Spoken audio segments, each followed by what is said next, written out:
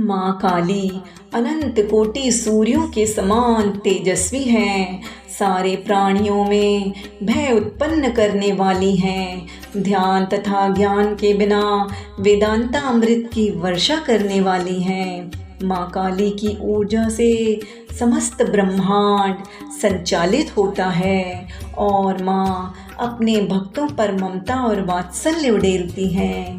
कलयुग में माँ की आराधना जल्दी से जल्दी फलदायी होती है, फिर भी भक्त माता को पाने के लिए और जल्दी पाने के लिए अनेकानेक मार्ग खोजते रहते हैं।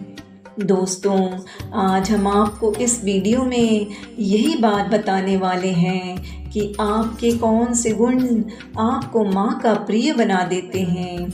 ये बात सच है कि माँ काली की पूजा के कुछ खास विधि विधान और नियम होते हैं जिनका हमें पालन अवश्य ही करना चाहिए। माँ काली की पूजा और आराधना का पहला गुण ये है कि हमारी सोच माँ के प्रति परिपक्व होनी चाहिए, यानी कि माँ के प्रति आदर और विश्वास का भाव। जिस पल जिस दिन से आप माँ के प्रति आदर और विश्वास को अपने तन मन में प्रगाढ़ कर लेते हैं, चाहे परिस्थितियाँ कैसी भी क्यों ना हो, कितनी कठिन क्यों ना हो, यदि माँ के प्रति आपका आदर और विश्वास दृढ़ है तो फिर पूजा पाठ और विधि विधान पीछे छूट जाते हैं। भक्ति का उच्चतम शिखर है माँ के प्रति आपका विश्वास, और ये वो गुण है, ये वो मार्ग है जिस पर चलकर आप माँ तक सहज ही पहुँच सकते हैं। दूसरी बात, जब भी आप माँ की पूजा करते हैं, माँ का आवाहन अवश्य करें, चाहे वो मंत्रों के द्वारा करें या फिर अपने शब्दों के भावों से करें। माँ को बुलाएं, माँ अवश्य आती है। माँ भी भावना की भूखी है, वह बुलाने पर अवश्य ही आती हैं। यदि आप मंत्रों द्वारा आवाहन नहीं कर पाते तो इस प्रकार माँ का आवाहन करिए। माँ, मैं आपके सर्वशक्ति मान आदि शक्ति स्वरूप का आवाहन करती हूँ।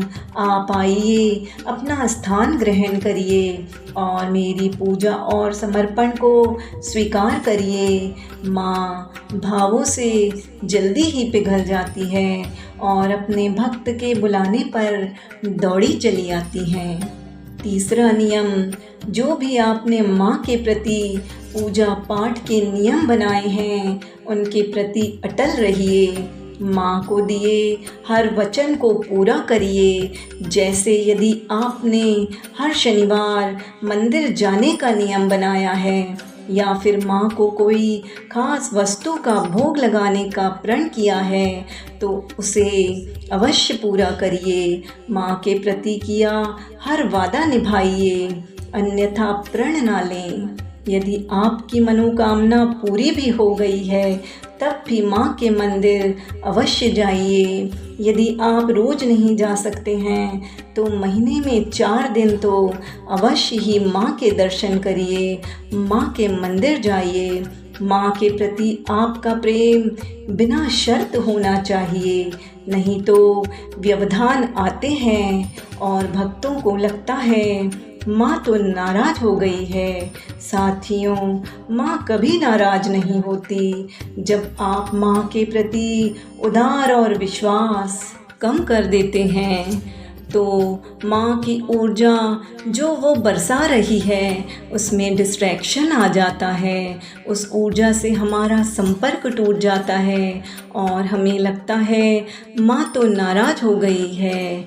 माँ कभी अपने बच्चों से नाराज नहीं हो सकती। कमी तो हमारी पूजा भक्ति और आस्था में ही रह जाती है। इस आस्था को कभी ना टूटने दीजिए। चौथी बात, दोस्तों, माँ को अपने मन के विकारों की बलि चढ़ा दीजिए।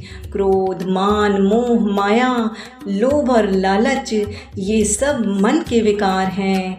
इनका समर्पण माँ को कर दो। माँ अपने ऐसे भक्तों से सदैव ही खुश रहती है जो अपने मन के विकारों को माँ को समर्पित कर देते हैं। ऐसे भक्तों को माँ सदैव अपनी शरण में रखती हैं।